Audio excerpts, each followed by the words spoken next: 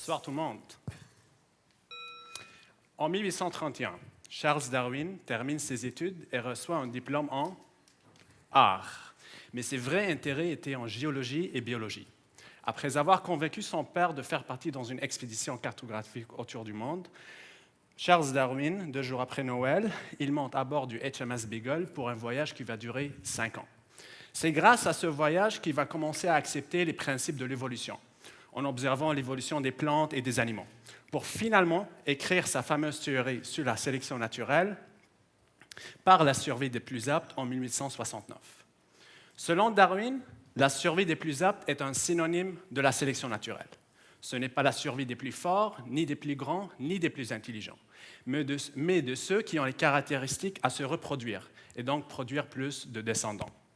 Faisant une avance rapide dans le temps, et en particulier dans les années 1950-1960, où les chercheurs ont commencé à exploiter le mécanisme de l'évolution pour proposer des techniques, des stratégies, des algorithmes capables de résoudre des problèmes à géométrie complexe.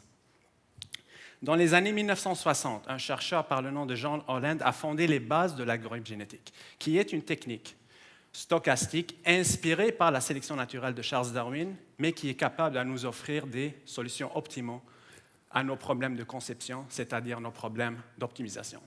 Et c'est pourquoi mon doctorat porte sur l'optimisation des pales des éoliennes en matériaux composites, qui est une structure complexe pour une technologie jeune et en voie de développement ici au Canada et en particulier ici au Québec, par un algorithme génétique. Mais comment? Tout d'abord, il faut sélectionner la fonction objective. Est-ce qu'on veut minimiser la masse de la pale, maximiser l'énergie produite annuellement, ou bien minimiser le coût de l'énergie, parfois même chercher un certain compromis entre les fonctions. Par la suite, il faut ajouter les contraintes, que ce soit des contraintes géométriques, aérodynamiques ou même physiques. L'étape suivante consiste à bien définir les variables qui construisent notre pale. Ces variables forment notre chromosome. L'ensemble des chromosomes forment une population.